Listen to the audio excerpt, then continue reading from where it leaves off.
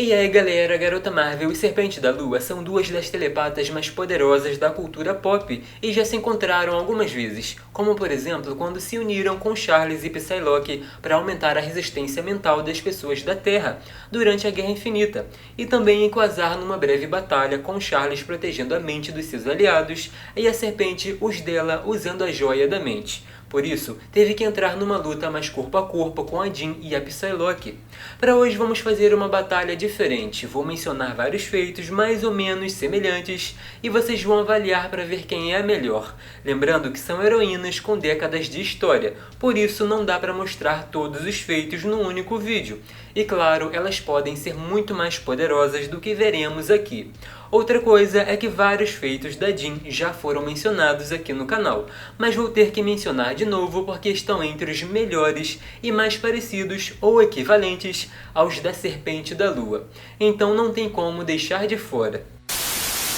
Vamos começar pela empatia. X-Men Equipe Vermelha de 2018 é uma das HQs mais legais dos últimos anos e com uma das melhores versões da Jean, tanto com relação a poderes quanto personalidade. Já começa salvando uma menina e um bebê mutante aplicando empatia, o que parando para pensar é excelente para quem lidera uma equipe e tem que lidar com pessoas com dons especiais influenciados pelas emoções. Mas é mais ou menos na metade desse capítulo que ela usa de novo seus dons empáticos para sentir mais de 7 bilhões de pessoas, principalmente se tratando de dor e medo. Ou seja, sentiu o mundo todo facilmente. Já o capítulo 220 de Vingadores começou com o Homem de Ferro mostrando ao Drax que em uma das lutas deles, ele viu o ataque e não falou nada, como se manipulado pela Serpente da Lua. Ele tentou resistir, mas entendeu furioso. Por isso foram atrás da telepata que se encontrava no planeta Babami, sendo referenciada como a deusa da paz, manipulando o Thor com o discurso de trazer a paz para todo o universo.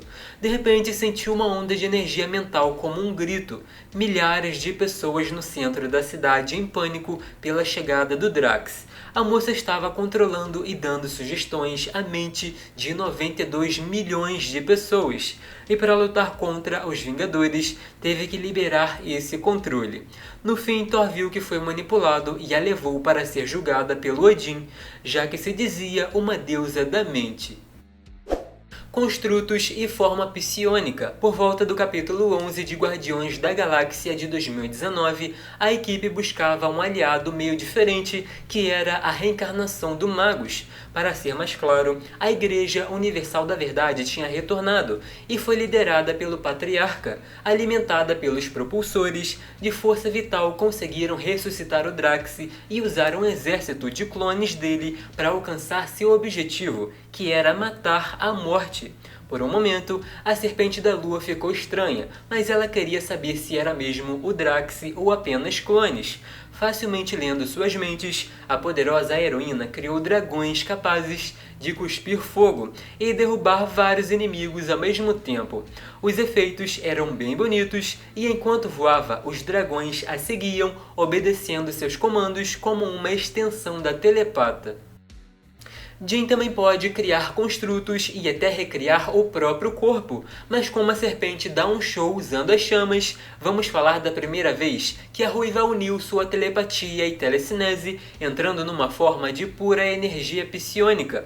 No capítulo 13 de Guardiões da Galáxia de 2013, a Oráculo descreveu como um poder totalmente novo, e mesmo sendo tão recente, a jovem Jean que veio do passado bateu de frente com um gladiador, enquanto seus amigos lutavam com os outros abaixo. Tudo porque queriam julgá-la como se fosse a Fênix Negra. É válido mencionar esse feito porque a versão atual da Jean tem as memórias dessa versão adolescente. Contato do Sol para a Terra. A segunda anual de Marvel 2 em 1 começa com o Homem-Aranha tendo pesadelos. Parecia uma noite comum na Terra, mas o Peter via os Vingadores lutando contra centenas de alienígenas em uma nave perto do Sol, de modo que a situação ficou angustiante. Mas a esperança estava no Thor, Homem de Ferro, Capitão Marvel e Adam Warlock, que no outro lado encontraram o Thanos e destruíram a máquina que levaria nossa estrela a uma supernova. Pouco depois, Tony conseguiu destruir a Joia do Poder Sintética que dava força ao maquinário Destruidor de Estrelas. Por isso, Thanos foi teleportado para o outro lado. Essa história seguiu adiante com os Vingadores tendo muito trabalho e o Homem-Aranha ajudando, o que quer dizer que não era um pesadelo, era a Serpente da Lua lá no Sol projetando tudo isso na mente do Peter para ele encontrar uma forma de ajudá-los. Um feito semelhante aconteceu em Dinastia X, um dos primeiros quadrinhos dessa fase atual dos X-Men, e ali tivemos bastante informações sobre os ataques da Moira, sua briga com a Mística e a Sina, e também o Molde-Mãe, que é visto como uma das maiores armas dos humanos contra mutantes. Por isso, Charles e Magneto pediram ao Ciclope para liderar uma equipe até aquela base próxima ao Sol. O tenso é que as defesas eram bem eficientes e por isso a equipe, mesmo contendo Wolverine, Mística, Suplício e a Garota Marvel, passou o maior sufoco. Mas antes que fossem mortos, Jean manteve contato com Charles e as gêmeas Frost para deixar a galera de Krakoa ciente do que acontecia. Interagindo com deuses e entidades. No capítulo 4 de X-Men de 2021, Pesadelo pensou que a morte do Mago Supremo abria espaço para ele invadir a dimensão principal tocando o terror, entrando nas mentes e sonhos à vontade sem ninguém se opor a isso, mas cometeu um erro gravíssimo entrando na mente dos heróis e para piorar na mente da Jean, que teve uma boa conversa com ele, mostrando que se voltasse, as coisas ficariam bem sérias, porque ela não é menos poderosa. Tanto que ele surtou, chamou de bruxa e no fim das contas teve que ir embora, vendo que a heroína não estava brincando. Com certeza, percebeu que não é uma telepata comum com todo esse poder, ainda mais porque ele conhece os feitos dela, incluindo os relacionados à Fênix. No capítulo 10 de Guardiões da Galáxia de 2020, pensando que o Senhor das Estrelas estava morto, quem liderou a equipe foi o Nova, e quando foram para o planeta Spartax, que tinha 9 bilhões de habitantes, tiveram que agir rápido, porque os ataques do Knu eram cada vez mais frequentes. Para ter ideia de como a situação ficou tensa, a Serpente da Lua estava chorando porque sentiu 2 bilhões de habitantes morrendo. Descreveu como a pura maldade chovendo dos céus. Quando Peter voltou, seus amigos ficaram animados, mas não tinham tempo porque o dragão do deus continuava os ataques e pela conexão dele com o Knu, a telepata viu que o deus não tinha pensamentos, mas as emoções eram ensurdecedoras, uma cacofonia de crueldade e trevas brincando com a comida, saboreando o medo. O chamado. Quando estava separando esses feitos, lembrei que às vezes o telepata emite um grito que é recebido por alguém que tenha poderes relacionados à mente, como foi o caso da Jean com a Fênix. Mas como estamos falando de telepatas, vamos usar o exemplo da Jean recentemente ouvindo um tipo de grito telepático vindo de Marte, que pode ter sido o Cable durante o ataque do Uranus. Mas para ficar mais sofisticado, preferi chamar de chamado ou contato. E quando falamos sobre a saga do Knu, logo veio à mente a Jean entrando na mente dele, mas não podemos esquecer de quando ela viu a fraqueza do vilão, que era justamente seu oposto, o Deus da Luz, entrando em contato com ele, sendo que não sabemos exatamente onde estava, podendo estar em qualquer parte do universo naquele momento. Ainda mais se tratando de seres cósmicos que geralmente são muito mais velozes que a luz. Para quem quiser ter uma ideia, é só assistir o vídeo dos feitos do surfista prateado aqui no canal.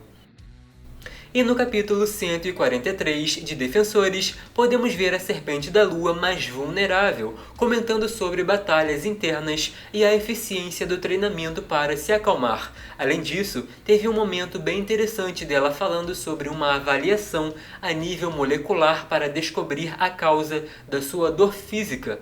Em certo momento se perdeu nos pensamentos e começou a lembrar da noite que o corredor se aproximou porque recebeu o chamado, sendo que estava a anos-luz de distância.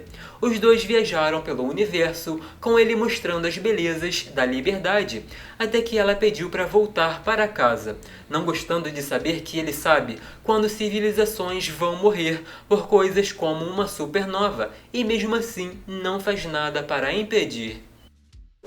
E para terminar dimensões e planos da existência, o capítulo 141 de Vingadores foi cheio de informações. Visão e Wanda tinham acabado de voltar da lua de mel, Fera se aproximou dos Vingadores e Gavião Arqueiro desapareceu, o que parecia obra do Kang, e por isso a equipe teve que se dividir. Então Thor e Serpente entraram em contato com Imortus para agir como guia até o momento que o vilão se encontrava. O detalhe é que para isso, e com esforço mínimo, a jovem telepata emitiu um raio mental através dos séculos. E apesar de ser um deus, até o Thor ficou surpreso como ela é poderosa. Depois disso, Imortus teleportou os heróis através do tempo, chegando no que parecia o Velho Oeste americano na década de 1870. Com relação a Jean, também tem feitos relacionados ao tempo e dimensões, como mantendo contato com o Cable, que estava no extramundo. Mas o maior e mais surpreendente foi o do capítulo 136 de Fabulosos X-Men com a Fênix Negra saindo do controle, Charles começando uma batalha telepática e o quadrinho descrevendo como aquilo acontecendo simultaneamente pelos infinitos planos da existência, sendo que ele só venceu porque a Jean ajudou. Mas e aí galera, curtiram? Quem sabe mais um vídeo semelhante com mais feitos incluindo a projeção astral? Não esqueçam de deixar aquele like e ativar o sino das notificações para não perder os próximos. E para quem quiser me seguir nas redes sociais, estão todas aqui embaixo na descrição do vídeo. Até o próximo!